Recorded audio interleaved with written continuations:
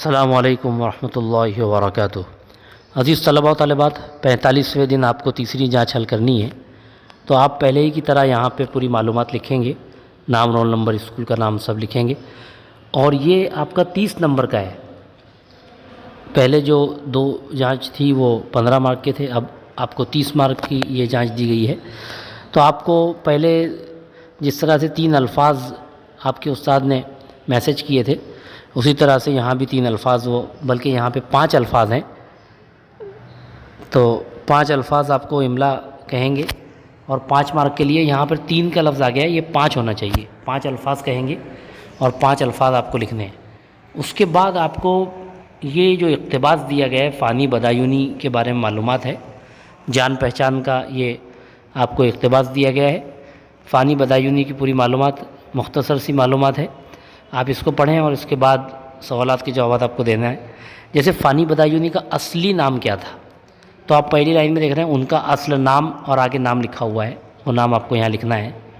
اس کے بعد آپ دیکھ رہے ہیں فانی بدایونی کب اور کہاں پیدا ہوئے، تو اصل نام کے بعد آپ دیکھ رہے ہیں تاریخ دی ہوئی ہے، اور وہ جملہ آپ کو لکھنا ہے 13 ستمبر 1879 والا جملہ جو ہے وہ مکمل آپ کو لکھنا ہے، وہ آپ کو جواب ہو جائے گا۔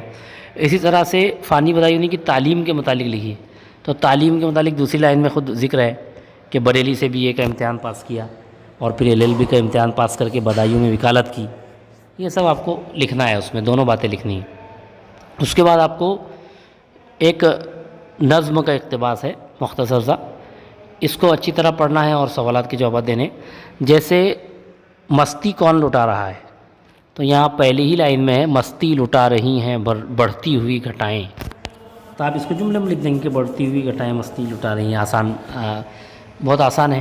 اس کے بعد درج ذیل 4 حروفی الفاظ تلاش کر کے لکھیے۔ اب یہ سوال واضح نہیں ہے، یہاں درج ذیل میں کون سے الفاظ دیے گئے ہیں، اس لیے یہ ایسا لگتا ہے کہ یہ جو نظم ہے اسی سے آپ کو 4 حرفی الفاظ تلاش کر کے لکھنے ہیں۔ جیسے آپ دیکھ رہے ہیں مستی، میم سین تے، یہ 4 حرفی لفظ ہے، تو آپ اس کو لکھ دیں گے۔ بڑھتی میں بے ڑھے ڑھے تے، یہ بڑھتی، یہ بھی 4 حرفی ہے۔ جنگل 4 حرفی ہے، تو اس طرح آپ 4 حرفی الفاظ یہاں لکھ دیں گے۔ اور اس کے بعد آپ کو درج بالا نظم کا عنوان لکھیے، تو اس کا عنوان ابر بہار ہے۔ اس کے بعد آپ کو درج ذیل بے ترتیب جملوں کو درست کر کے لکھیے۔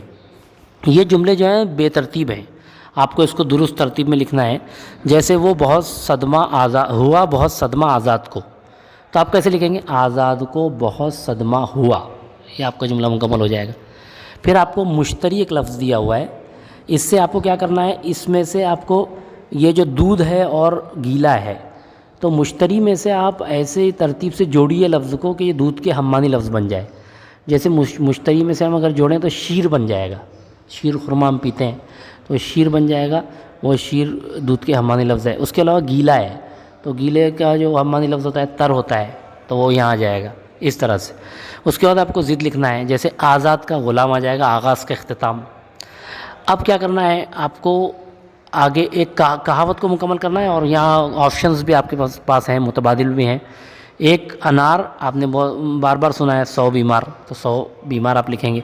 ایک انڈا، وہ بھی، تو انڈا گندا آئے گا اس کے ساتھ، گندا۔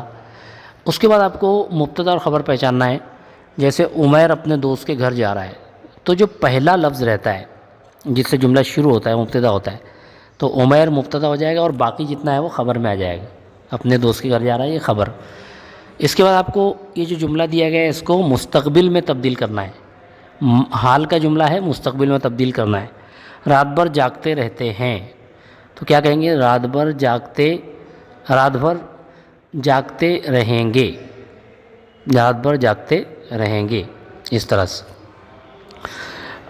اور کسی ایک عنوان پر اپنے خیالات کا اظہار کرنا ہے آپ کو۔ اگر میں وزیر اعظم ہوتا، اگر درخت نہ ہوتے، اگر بارش نہ ہوتی، یہ تینوں میں سے کوئی بھی ایک آپ پہلے سوچ لیں، اس کو گوگل پہ ٹائپ کریں اردو میں، آپ کے سامنے بہت سارے مضامین آئیں گے، ان کو بھی پڑھیے، آپ معلومات نکالیے اور پھر ان کو حل کیجیے۔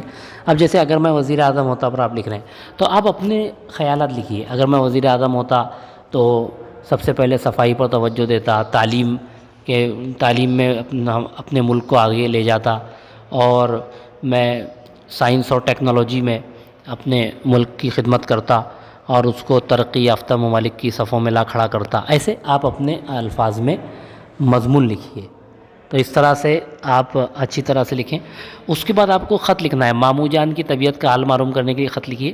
ماموں جان کی طبیعت ناساز ہے، وہ بیمار ہیں، تو ان کو آپ کو خط لکھنا ہے۔ تو خط کیسا لکھتے ہیں؟ آپ کے جو یہاں پہ جو دو لکیریں نظر آ رہی ہیں، اس پر آپ کو پتہ لکھنا ہے، الف ب جیم، پھر مثال کے طور پر آپ لکھ رہے ہیں غیبی نگر بھیونڈی اور تاریخ، اور اس کے بعد محترم ماموں جان السلام علیکم۔ اس کے بعد آپ یہاں سے لکھیں گے کہ میں یہاں خیریت سے ہوں اور ہمارے گھر میں بھی سب خیریت سے ہیں، اور میں اللہ سے دعا کرتی ہوں کہ اللہ تعالیٰ آپ کو بھی صحت و عافیت عطا فرمائے، یا دعا کرتا ہوں، اس طرح سے۔ اس کے بعد آپ یہاں پر دوسرے پیراگراف میں آپ کیا کریں گے کہ وہاں سے آپ ان کی خیریت معلوم کریں گے۔ تو آپ لکھیں گے کہ مجھے ایسا معلوم ہوا تھا، فلاں رشتہ دار نے مجھ کو بتایا تھا کہ آپ کی طبیعت ناساز ہے، اور فون پہ بھی بات ہوئی تھی۔ اس طرح سے آپ اپنا ذکر کریں گے کہ اس طرح آپ کو معلوم ہوا، اور پھر یہ بھی بتائیں گے کہ تھوڑا تسلی بھی کے الفاظ بھی آپ لکھیں گے، اور پھر دعائیہ الفاظ لکھ کر اس کو ختم کریں گے۔ فقط آپ کا بھانجا یا بھانجی فلاں فلاں اپنا نام لکھیں گے وہاں پر۔ اس طرح سے آپ کو یہ مکمل کرنا ہے۔ امید ہے آپ یہ تیسری جانچ بھی اچھی طرح مکمل کریں گے، اور اس طرح آپ کا برج کورس اپنے اختتام کو پہنچے گا۔ بہت بہت شکریہ۔ السلام علیکم ورحمۃ اللہ وبرکاتہ۔